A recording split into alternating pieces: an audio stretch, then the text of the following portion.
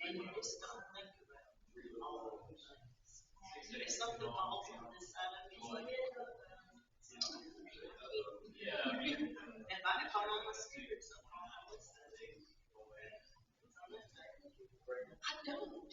I keep forgetting to get it. That's what my sister-in-law keeps telling me to get one. And I keep forgetting.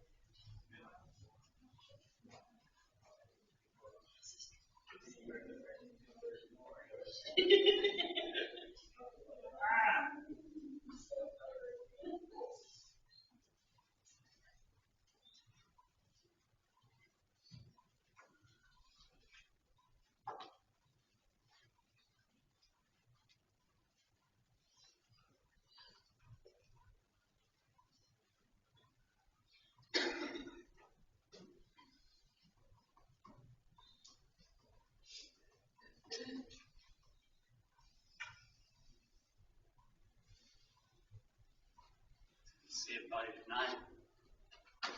Before we begin, as far as singing the song, Lois has requested that we go to God in prayer on her behalf and for her father. He's not doing very well at this particular time, so we want to stop just a minute now and go to God in prayer for him, and we'll ask her to lead us in prayer.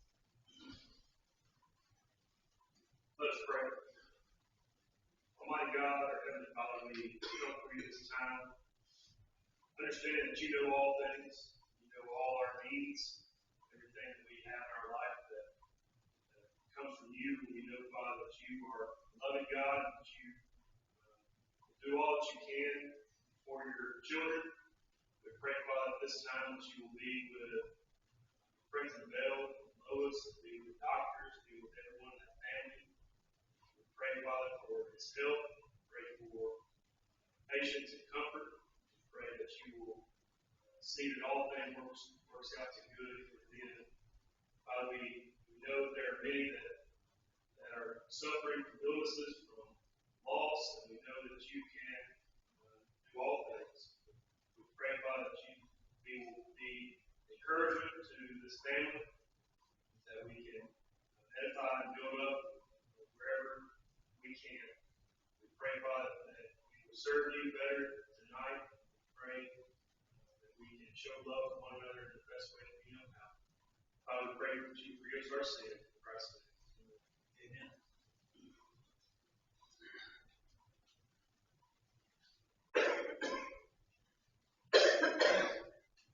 It's number 851.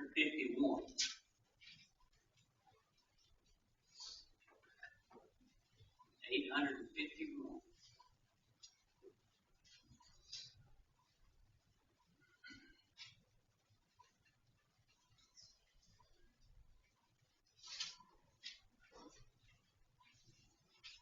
We'll sing this hymn, and then David, if you lead us in prayer, we'll have a Bible classes. Blue skies and rainbows and sunbeams from heaven are what I can see. When my Lord is living in me, I know that Jesus is well and alive. Today he makes his home in my heart. Never more will I be all alone, since he promised me that we never would part. Green grass and flowers all blooming in springtime are works of the Master. I live for each day. I know that Jesus is well and alive. Today he makes his home in my heart. Never more will I be all alone, since he promised me that we never would part. No mountains, three valleys, the beauty that surrounds me, all make me aware of the one who made it all. I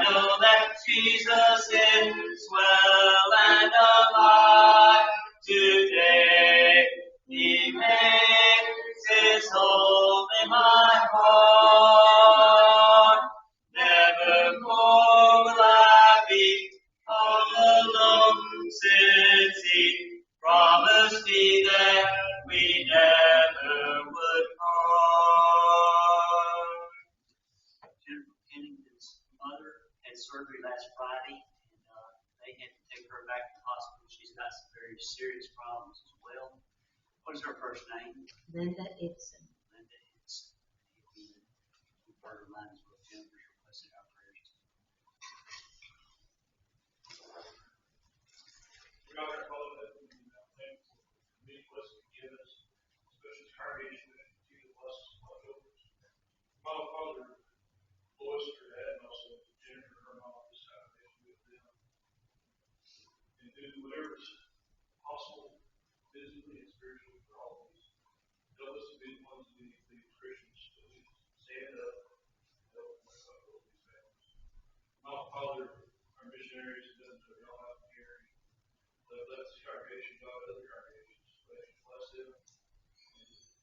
The Apostle Paul helps also encourage them. If you listen to what this hour of Bible study, clear our minds outside your parents, focus on the things we say. Bless it for us to reaffirm Jesus is alive. Respect in Jesus' name.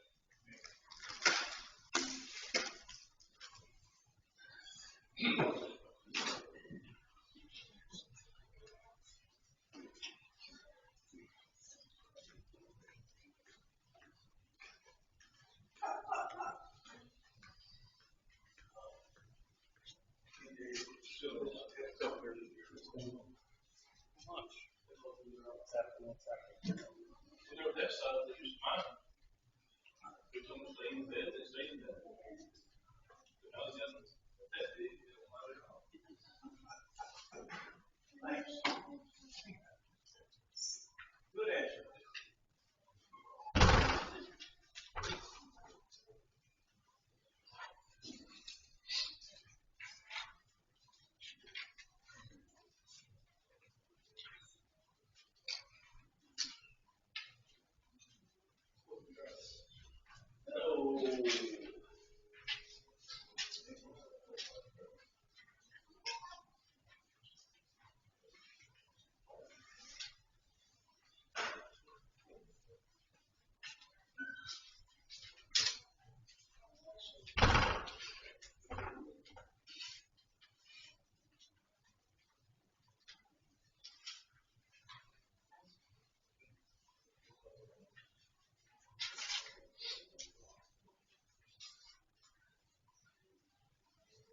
John, chapter number 18.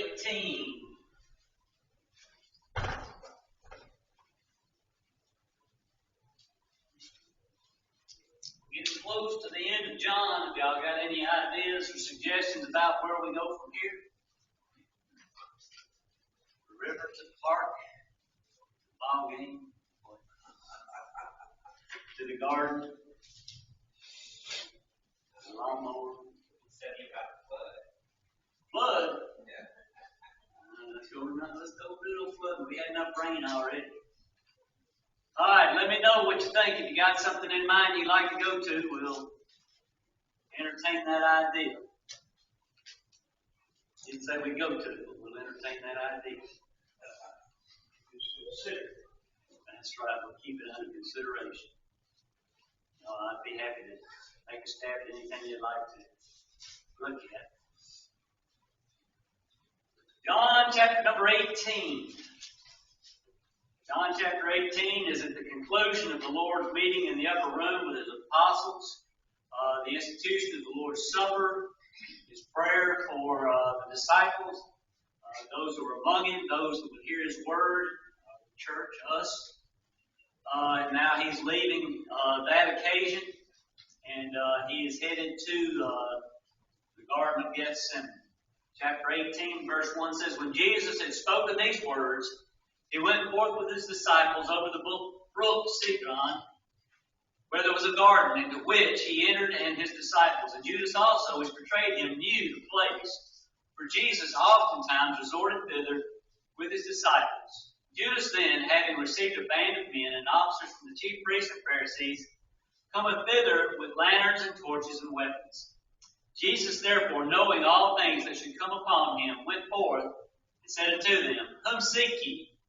They answered him, Jesus of Nazareth. Jesus said unto them, I am he. And Judas also, which betrayed him, stood with them. As soon then as he had said unto them, I am he, They went backward and fell to the ground, and they asked him again. Then asked he them again, Whom seek ye? And they said, Jesus of Nazareth.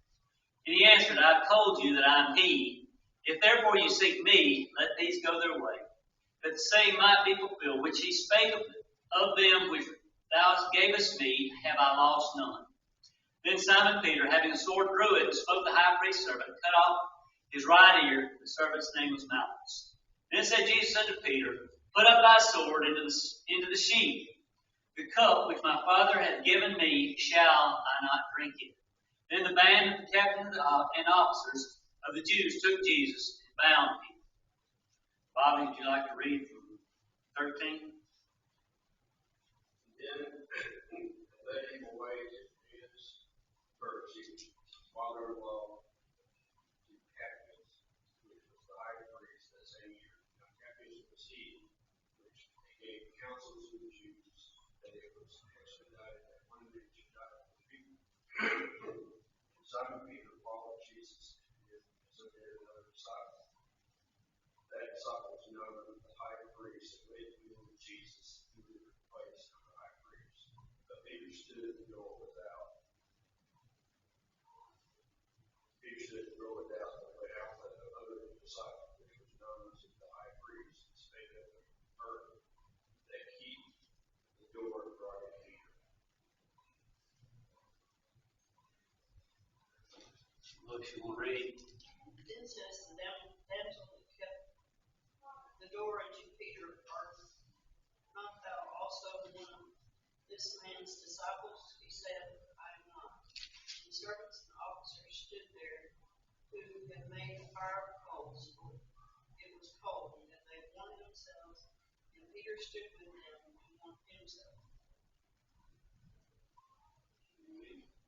The high priest then asked Jesus of his disciples, and of his doctrine. Jesus answered him, I spake openly to the world.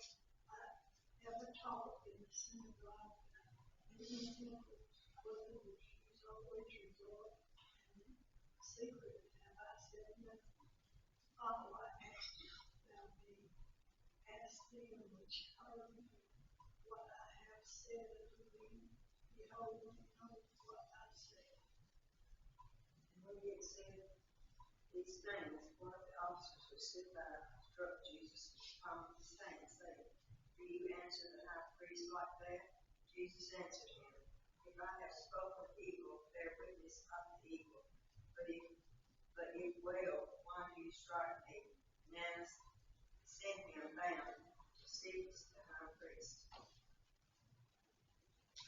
Simon Peter stood and warned himself.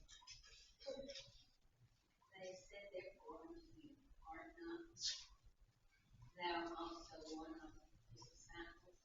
He denied it, and said, I am not. One of the servants of the high priest, being his kinsman, whose ear Peter cut off, said, Did not I see thee in the garden with him? Peter then denied again, and immediately cried courage. Then they dragged Jesus from Caiaphas unto the house of judgment. And it was early in they themselves was not to the judgment hall, lest they should be found, but that they might be access. Pilate then went out unto them and said, What accusation bring you against this man?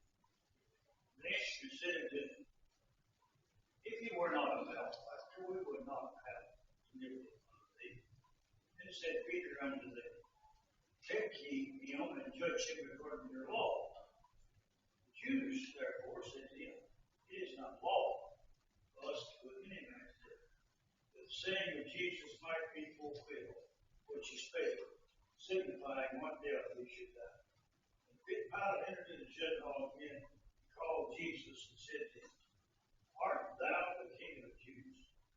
Jesus answered him, Sayest thou this thing of thyself, or did others tell it of thee? Pilate answered, Am I a Jew? Thine own nation and the chief priests have delivered thee unto me. What hast thou done? That's 6. Jesus answered, my kingdom is not of this world. If my kingdom were of this world, then would my servants fight, that I should not be delivered to the Jews. But now my kingdom is not from hence. Pilate therefore said to him, art thou a king then? Jesus answered, thou sayest that I am king. This end was I born, for this cause came out into this world, or into the world, that I should bear witness unto their truth. Every one that is of the truth heareth my voice. Pilate said to him, what is truth? And when he had said this, he went out again to the Jews and said to them, I find in him no fault at all. But ye have a custom, that I should release one to you at Passover. Will ye therefore that I release unto you the King of the Jews? Then cried they all again, saying, not this man, but Barabbas. And Barabbas was brought. All right, very good. Appreciate that. Question number 1. How did Judas know where to go to have Jesus arrested? Verse number 2.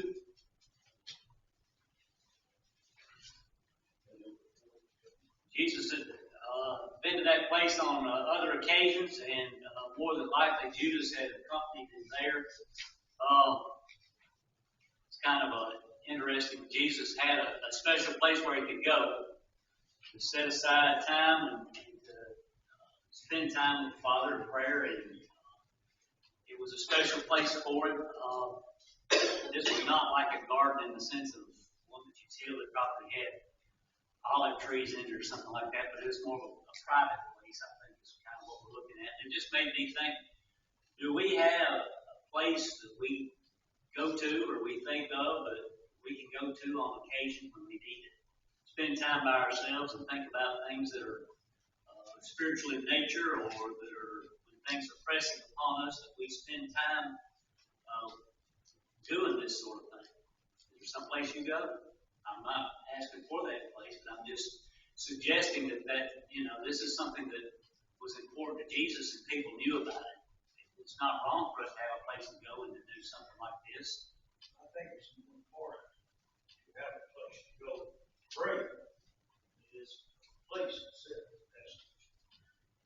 I agree that we can do it anywhere, but sometimes there is a place that puts us in sets aside in our minds that we are doing our dead level best to try to get to the deepest state of spirituality that we can to approach God and try to remove all the distractions of the world. So, whether you do or you don't, that's a matter of choice, I think, but it does show something about Jesus and something that we should think about, setting aside a time or a place or something where we do take and spend time doing what Jesus did there. Number 2, what does the Bible say Jesus knew on this occasion? Verse number 4. All right, he knew exactly what the details, every detail was laid out from the point that these men were approaching him. Matter of fact, we know that he knew that they were approaching in all the situation there, but still, from the standpoint of the human side of Jesus, knowing all things and knowing what he was getting ready to go through, he was in a state of mind where he was not thinking about himself, but he was thinking about the future situation of those with whom he was with at that particular time. And that's more along the lines of what this is talking about. He was stepping up because he knew what was going to happen to him and why it was going to happen to him, and he was protecting those who were with him at the same time. Kind of step back from that and say, what kind of person am I? You say, if there's a fire, follow me to the door, right? If there's a problem, just follow me, rather than staying and doing what needed to be done to take care of other people and that sort of thing. Are we the kind of people that are going to vote for it, or are we the kind of people that are going to look out for others? And that was his mindset, was looking out for others. And that's the kind of mindset that we have to incorporate into our lives. As much heartache or pain as it may cause us, we still have to develop that particular situation. Sometimes it doesn't necessarily have to be physical pain that we're talking about here, but we have to lay ourselves out on the line, sometimes emotionally, mentally, because of situations, and we have to be willing to do that no matter what the circumstances are.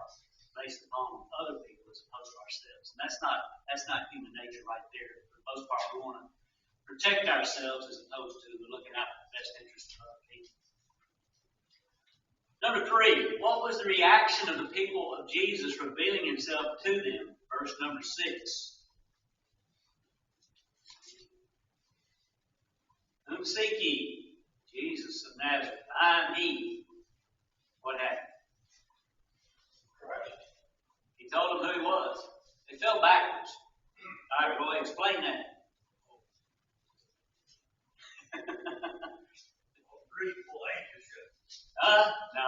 No, you won't be able to answer this. I was aggravating you for go ahead and get this started on the right foot here. It says that they fell back. And Jesus said he was who they were looking for. There's no real way to answer this particular thing that happened here. We could say it was miraculously. There's no indication that it was a miracle that caused them to fall back on the ground. It could be the boldness by which Jesus spoke. You know, they might have just all stepped back and stumbled over each other. We don't know exactly what it was, but for some reason, they reacted to how Jesus responded to them and the boldness with which he stood up and said, I'm the one you're looking for. I'm right here. Number 4, what request did Jesus make of those who came to arrest him? Verses 8 and 9. All right. If it's me you want, let these others go. Why? Why was Jesus saying that? All right. He was doing what he had set out to do. He had just talked about it before they left the upper room and saying, my Heavenly Father has you've given me these and I've lost none except the son of perdition. And so he's still in the protection mode as far as these apostles are concerned. He's not going to allow those that were with him to be taken at the same time he was. They weren't there to get them, but he was also protecting, making sure that they understood that they were being protected by him even at that point. What 2 people does Jesus name specifically in this incident? Not Jesus, but John. Simon, Peter, and Malchus. None of the other Gospels mention who it was. They just say someone drew a sword and cut off the high servant's ear. But they don't mention it. Why do you think that might be the case? I know what I read in the commentary. Just see if y'all got an idea. Matthew, Mark, Luke, and John don't name Peter nor Malchus. Only John names him.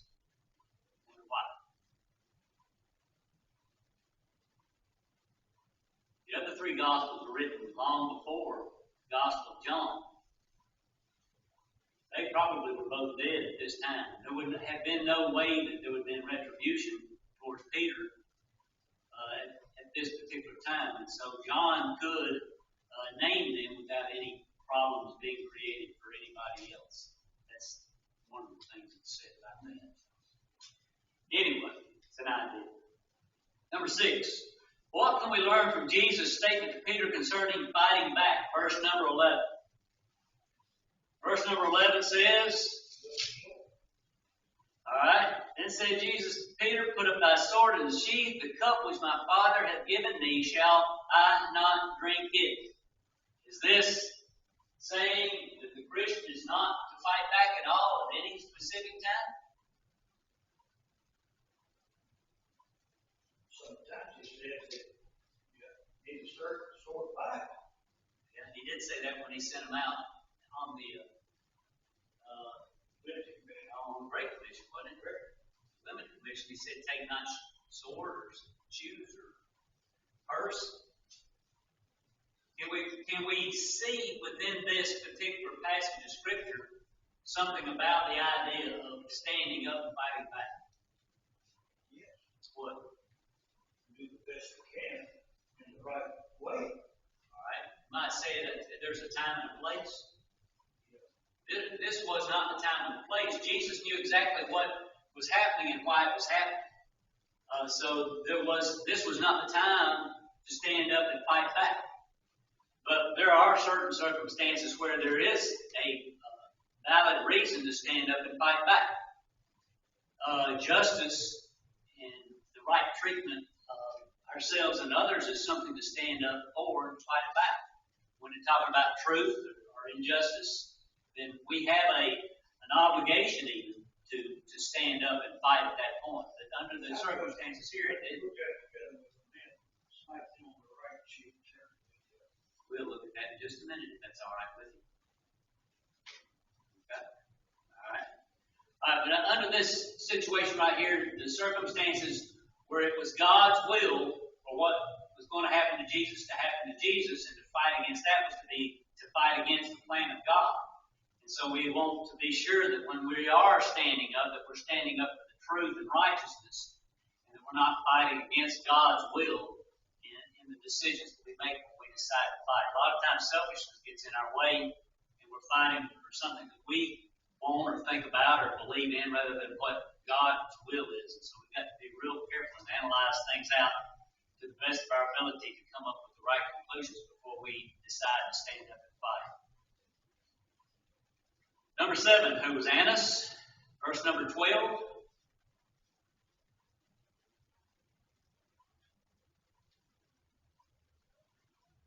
Father-in-law of the high priest. Who was the top person in the Jewish religion and nation? The high priest. Why in the world they take him to Annas then, the father-in-law? If I'm the big cheese, if I'm the president, why would you go to Roy?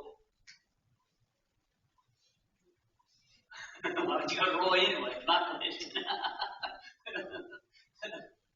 Anybody got any ideas on this?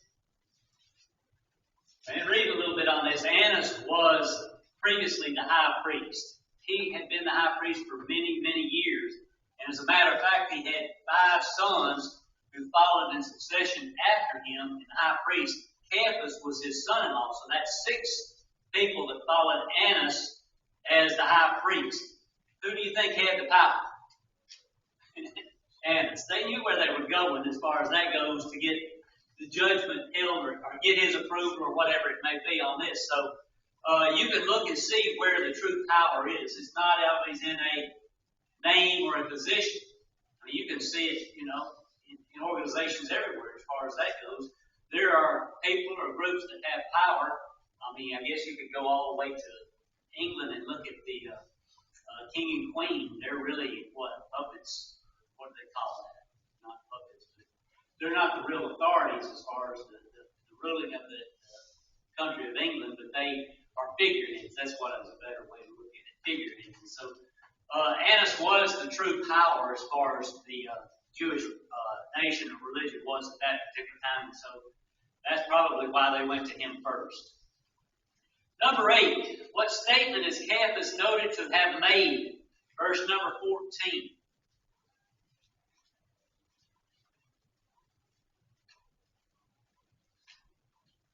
Verse number 14.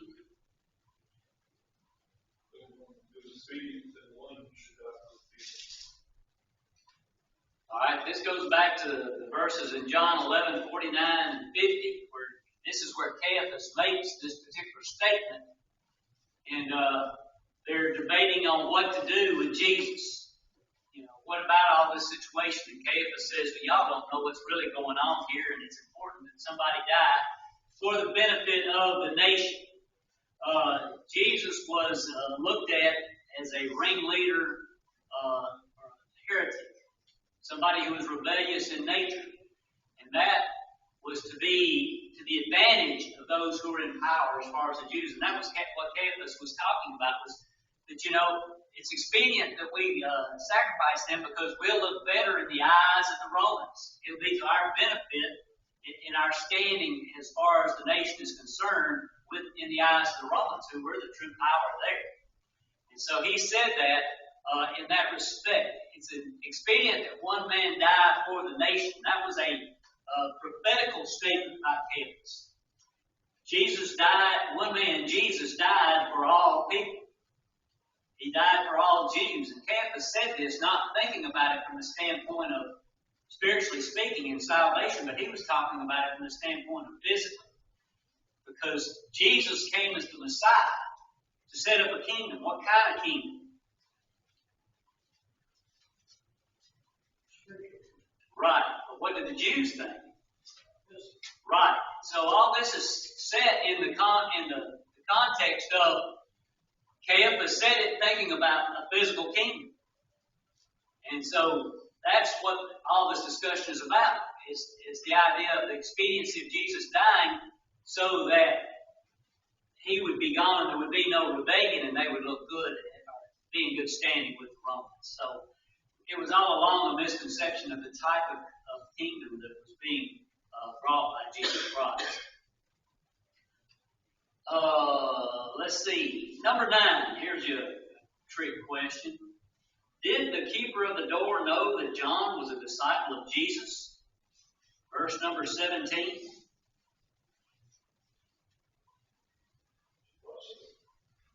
Why would you think that? Little four-letter word in there. Also. Who is also and two? Alright, so we don't know that it was John, and in respect of John is not named. Every time it is used, the other disciple, we assume that that's John, and good reason for that. But the context here is that John goes and gets Peter. John was known by the high priest. John was known by the doorkeeper, so he was able to just go in without any question at all about who he was and his connection to Jesus or anything. Peter did not have that connection, so he had to have some kind of authority or some way to get through the door. John could come and go. So John goes through, having been known to some degree about this situation. And then Peter comes to the door, and the girl looks at him and says, "Are you not one of his disciples also?" She must have had some inkling that John was a disciple of Jesus. And so Peter was as well. Was John's life in danger because of his being a disciple and going in and out of going into the trial there? Didn't look like it, did it? Would Peter's have been?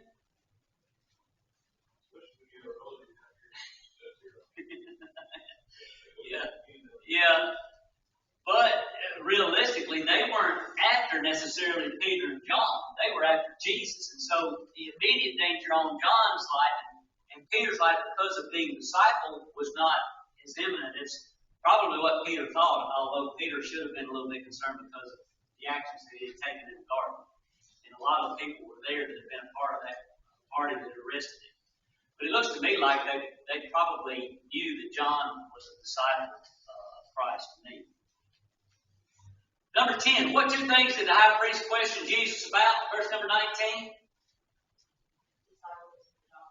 Alright, disciples, what were they trying to find out as far as the disciples were concerned? This is the high priest. This is the interrogation of Jesus going on here. Why was it important to know the disciples? Alright, so that would be the case. What was the accusation that was made against Jesus when they took him to Pilate? He was doing what? Leading a rebellion, an insurrection. That was the case that they were going to present to Pilate. What they were looking for is evidence as far as Jesus and the number of people he's got and what he was trying to teach as far as insurrection and rebellion, that they could do what with it. They were building a case to take it to Pilate eventually. And so that's what he was asking. The reason that he was asking for that is to try to get Jesus to go ahead and make a confession of some sort so that they could present it with the evidence that they laid out to Pilate in order to have him killed. Number 11. How did Jesus say he had taught? Verse number 20. Openly. He didn't hide anything that he had to say. He had nothing that he just shared with or told the apostles that was privy to just them in respect of the kingdom and all the things that apply to it. We know what we need to know just as much as they did at that point. And so Jesus answered them indirectly or appropriately as far as what his doctrine was. He he told them, I've talked about it out in the open. I've talked about it in the temple. I've talked about it in the fields. I've talked about it in the marketplace. I've talked about it everywhere. There's no doubt as to what I'm teaching and what I'm promoting here. So you need to just go and ask anybody that has heard me. What was the response? I think is the next question. Okay, no. We got down to number 12 is where Roy asked the question a little bit earlier. Compare what Jesus taught in Matthew 5:39 to how he responded here. All right. What happened? Jesus responded, you asked the people who heard me, and then one of those servants who was standing by took and slapped Jesus for his response to the high priest.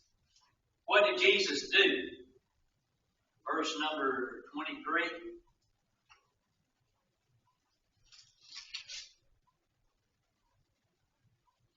Jesus answered him, if I have spoken evil, bear witness of the evil, but if well, why smitest thou me? Matthew 5:39 says what, Roy? If a man smites you, okay, so here Jesus is not turning the other cheek. He's going back at this man saying, why did you hit me? Did you have justification in hitting me? I want to know is how you line those up. Help me here. What is being taught in Matthew 5:39?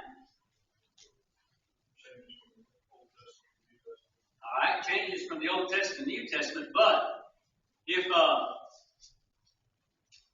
we are told, if we're hit on the right cheek, turn the left, what does that say our response should be to somebody who mistreats us? Are we to take revenge? Are we to avenge ourselves, to strike back? No. Jesus was teaching a principle there as far as letting God handle the situation. What is happening in this particular situation? He's requesting that justice be done. There's nothing in the New Testament, there's nothing that holds us from being able to seek what is right and true and honest and just. We don't have to just take it just for the sake if it's wrong. And so Jesus shows this that in this particular situation. So we have to leave revenge or vengeance to the Lord, but we can seek for true justice in our lives, as the example Jesus has taught here. Any questions or comments about that? Number 13. How did the third person recognize Peter?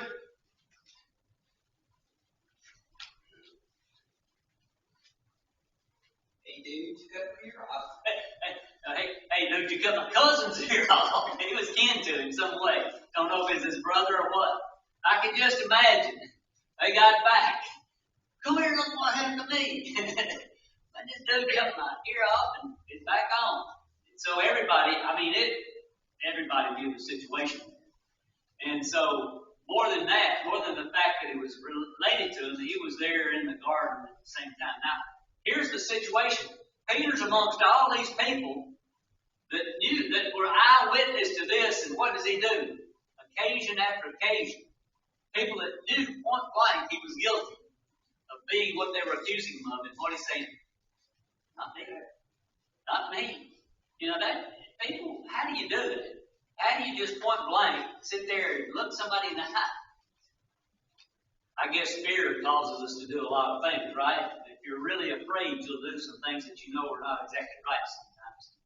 So we can't hold Peter too harshly as far as that goes, but he does illustrate the fact that we can put ourselves in positions where if we're not careful, we're liable to sin in that respect. 14. What is indicated by the cock crowing? Verse number 27. Y'all got any roosters in your neighborhood, David? Mark, Peter, Huh? he's done 3 times for the cock. All right. Well, that was evidence for Peter. When does the cock crow, Lord? But it's supposed to grow when the sun is. Break of day. So we know that was the indication that I was looking for. It was early in the morning when it began. It was a natural act for the rooster to crow at that particular time. Now, I had roosters behind my house, and I guess they were just modern day roosters. They crowed all night long. You got something like that? I guess it was a timer.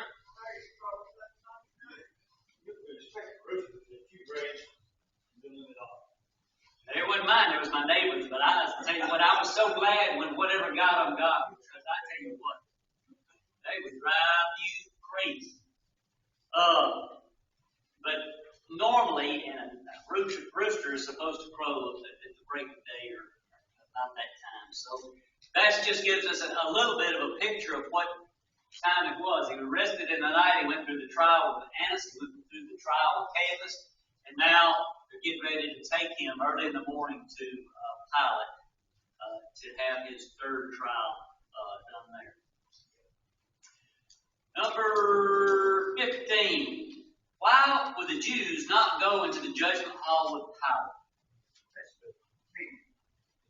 Couldn't keep All right. Case, or so they could not participate in the Passover. Had Jesus eaten the Passover before he went? Is that not the Passover feast that they had there in the upper room before they went to the Garden of Gethsemane? Wasn't there a set time that they were supposed to?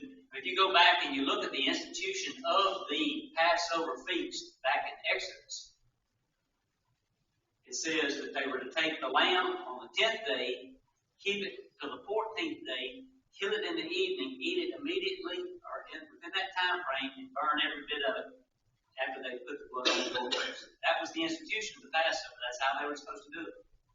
And yet here we have Jesus, by what was said, participating in the Passover before, what looks like before, was actually what these people were afraid to defile themselves from. Any answers on this one? Did Jesus take it early? Couldn't do that. Couldn't. He couldn't. So we have to keep in mind that the Passover meal was a specific set time way to be done. They had the herbs that they had to do it. They couldn't boil it. It had to be at a certain time. But the feast was 7 days long. It went from this time, I think it was Friday night, to the next Friday night is how it was. And so they could have participated in the eating of the Passover, these people, but not wanting to be defiled for the rest of the feast. If they'd gone in with the Gentiles, they would have been unable to go into the temple and participate in all these things that were involved in the Passover. And so there's not really a problem or a contradiction in the time in which Jesus did it. It's just you have to be able to figure out just exactly when the Passover was supposed to be done, and the fact that it was a week-long ceremony or process or feast that they went through in that respect. So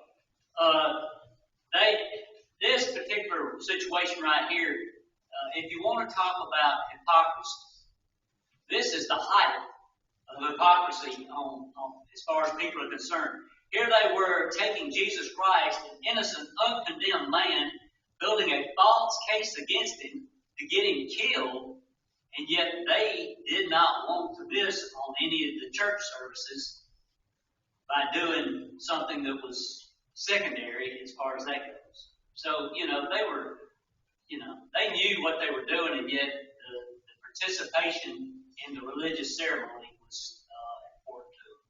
And, that's a lot of people like. They know what's wrong in their lives, but they're not going to mess up this church or whatever in spite of what's wrong. Just go right on like everything's okay. 16. What was the difference in capital punishment with the Jews and the Romans?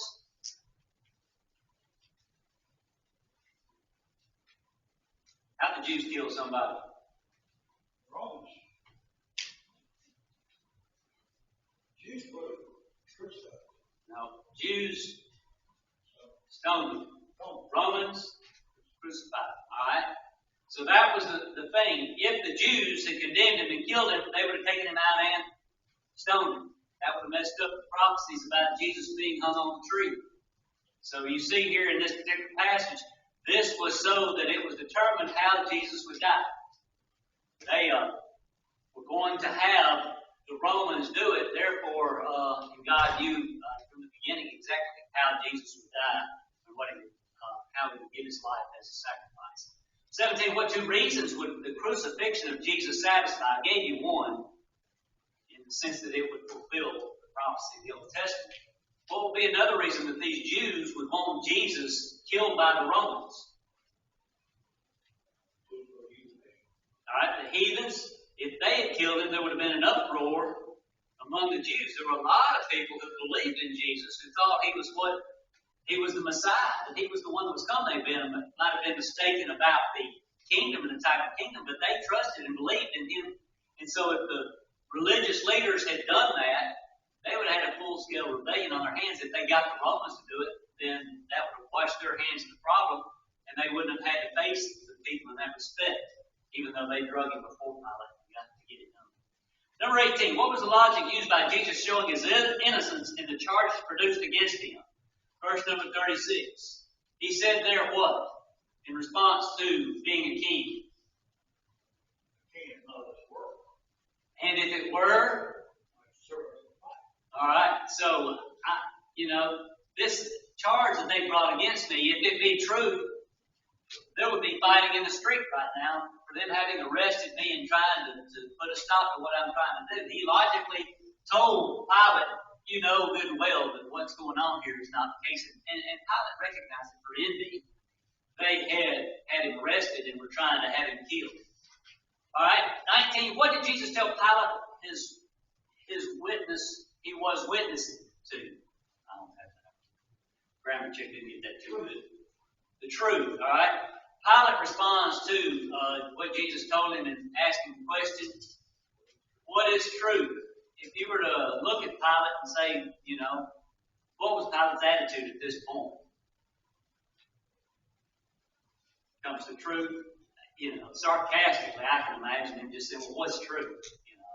And that's true about most people today when it comes to things in life that are most important. There's two sides to every story. Everybody's got an opinion. And so truth is a vague thing nowadays, especially. But it was back then too. Number 20, what was Barabbas known for? He was a robber, not a very good character. And it shows the contrast between what the Jews wanted and got and what they asked for. If you go and drag it all the way out to the end, it leads down to the destruction of Jerusalem, AD 70. Their acceptance of or wanting a robber as opposed to the Messiah cost them the kingdom, really the real kingdom of the church as well. Any questions, comments, or yay or nays? Y'all done good. I hope you got a little bit out of it. We'll go to 19 next week. Like I said, I've got something y'all want to look at, study, we'll give it a try.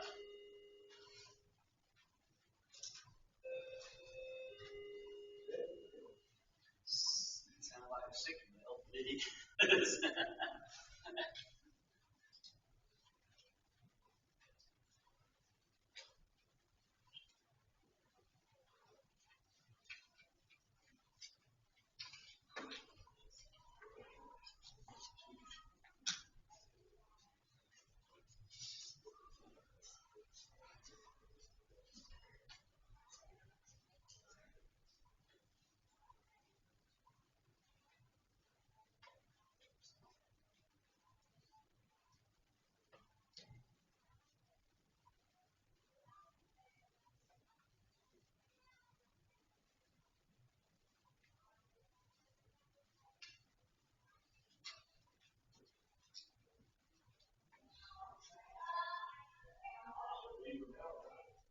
What's that?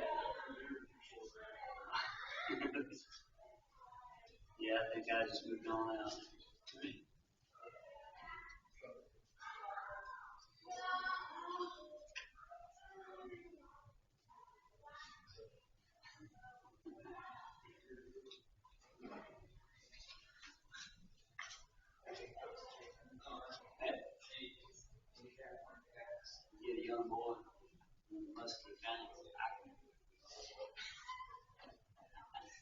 a good one again. Yeah. You can work hard or work smart, right?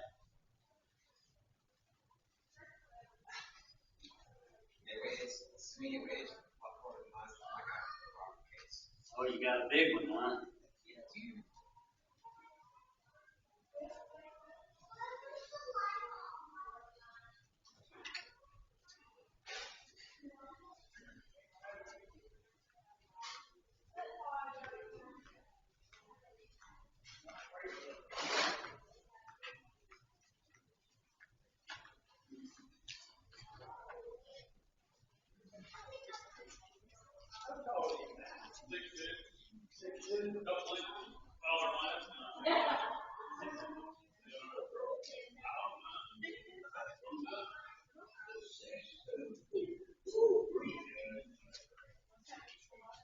Check you on the box.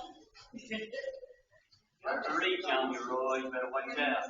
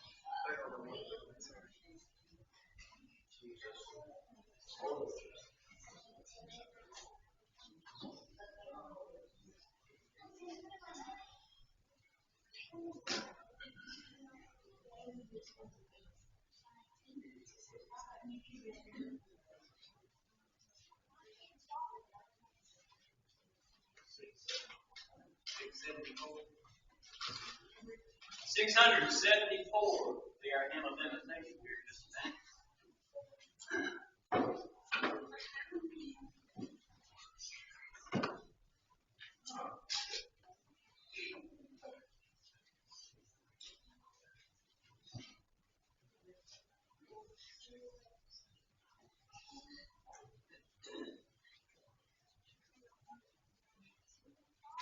Certainly grateful for your presence tonight.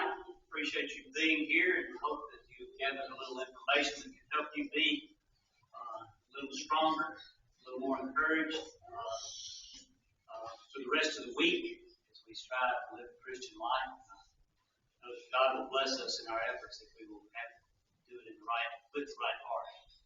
Before we go, we want to take just a minute to think about our soul's condition, our relationship to God. We need to make any adjustments in our life to encourage each other to do that. This is a good time for that.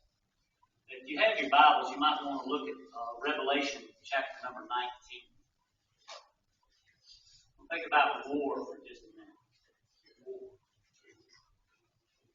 Revelation chapter 19, beginning at verse 11.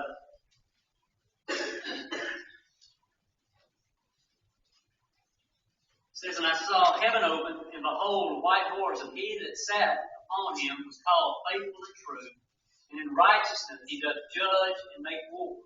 His eyes were as a flame of fire, and on his head were many crowns, and he had a name written that no man knew but he himself. And he was clothed with a vesture dipped in blood, and his name is called the Word of God. And the armies which were in heaven followed him upon white horses, clothed in fine linen, white and clean. And out of his mouth goeth a sharp sword, that with it he should smite the nations, and he shall rule them with a rod of iron. And he treadeth the winepress of the fierceness and the wrath of Almighty God.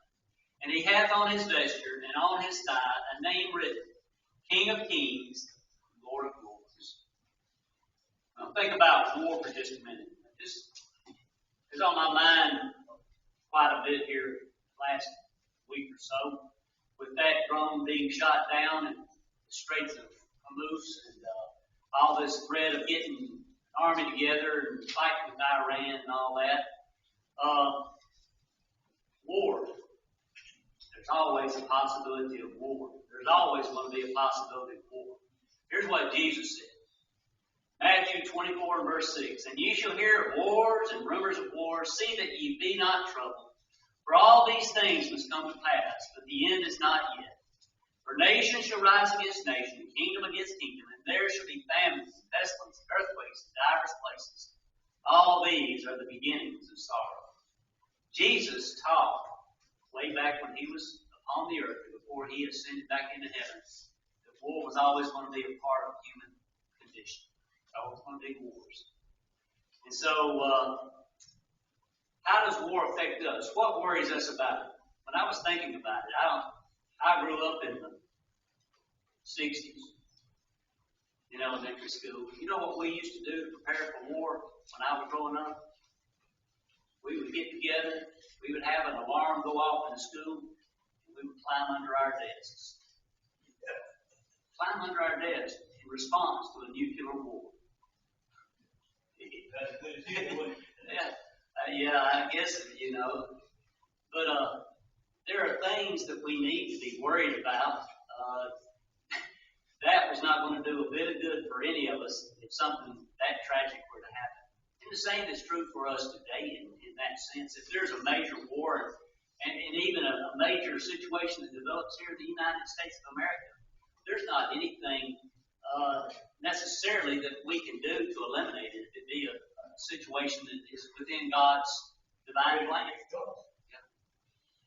But we need to understand that there is a war that's been going on since the beginning of time almost. And it goes all the way back to the Garden of Eden. When the devil tempted Eve, and Adam and Eve ate of that forbidden fruit, that's where the war really started for all of mankind. And this is the war that we've been fighting for so long, and that you and I are fighting today in our lives. Ephesians 6 and verse 12 says, For we wrestle not against flesh and blood, but against principalities, against powers, against the rulers of darkness of this world, against spiritual wickedness in high places. That's the war that we should be concerned about in our lives, the battle that is going on for us. Paul talks to the Corinthians in 2 Corinthians 10 verse 3 says, For though we walk in the flesh, we do not war after the flesh. For the weapons of our warfare are not carnal, but mighty through God, to the pulling down of strongholds, casting down imaginations, and every high thing that exalts itself against the knowledge of God, and bringing into captivity every thought to the obedience of Christ. That's the war that we're fighting. We're fighting the war in our minds to do everything that we can to destroy those things that are contrary or rebellious to the nature of God. It keeps us away from God. And so there's a war going on. It's going on in your heart. It's going on in my heart. And we can be victorious. As we looked at the Revelation chapter 19, that says that Jesus Christ is leading in this war. And we know that Jesus Christ will be victorious in this war if we will but follow Him. It says all the beings of heaven were following Him. Are we going to be those who follow Him as well in this life as well? Paul told Timothy in 2 Timothy 2 and verse 4, No man that warreth entangleth himself with the affairs of this life, that he may please Him who hath chosen him to be a soldier. We think about the war that's going on in our lives. We're fighting against false ideas, false philosophies, false teachers that try to tell us that things are going to be okay, in spite of the fact that there's things wrong in our lives. And then we have to fight the wars of our appetites. The fleshly desires force themselves upon us from time to time. Paul told Timothy in 1 Timothy 6 and 12, Fight the good fight of faith, lay hold on eternal life, whereunto thou art also called, and hast professed a good profession in many places. To fight the fight, we have to be in the Lord's army. We have to be underneath His control. In order to win the war, we have to be faithful to that. To become a Christian, to be a member of the military or the army of Christ, we have to be obedient to the plan of salvation. To become a Christian. We can't win the war unless we have Jesus on our side. We won't win the war. But if we'll be obedient to Jesus Christ and become a Christian, we can win the war because we have Jesus fighting for us. And when we make those mistakes that we make in our lives, the blood of Jesus Christ will cleanse us of those sins. And we can move forward as a child of God. So tonight, are you a Christian? Are you a faithful Christian? Are you in the Lord's army? Are you fighting the fight of faith? If you're not, I want to encourage you to make a change in your life. While together we stand for honest. There's a great day coming, a great day coming, there's a great day coming by and by. When the saints and the sinners shall be parted right and left, are you ready for that day to come? Are you ready? Are you ready? Are you ready for the judgment day? Are you ready? Are you ready for the judgment day? There's a sad day coming, a sad day coming, there's a sad day coming by and by. When the sinner shall hear his to depart, and know ye not, are you ready for that day to come? Are you ready? Are you ready? Are you ready for the judgment day? Are you ready? Are you ready for the judgment day? Thank you all for being here tonight. Hope you can be back with us Sunday for worship at 10:30, Bible study at 9:30. We do have the fifth Sunday worship at the Meadows, assisted living at 2 o'clock. I encourage everyone that can to be there for that. Remind everyone of Frank Bell, Lois's father, who's not doing very well at all at this time. Please pray for him. And also Linda Hitson, Jennifer Pennington's mother, who had surgery Friday and is back in the hospital with some serious issues at this time. Jennifer's asking for prayers there as well. Are there any others that we need to mention or update at this time? Presley and Paxton had their surgery to have their tonsils removed. They are home recovering, and everything went well there as far as I was told. Ron will be returning home Friday, so pray for safe travels for him from Romania. Any other things that we need to mention this time? Hope you have a good rest of the week. Chandler, do you mind closing the prayer? Thank you, Lord, for this time with us come together and worship you. Please allow it to help us in our everyday lost life.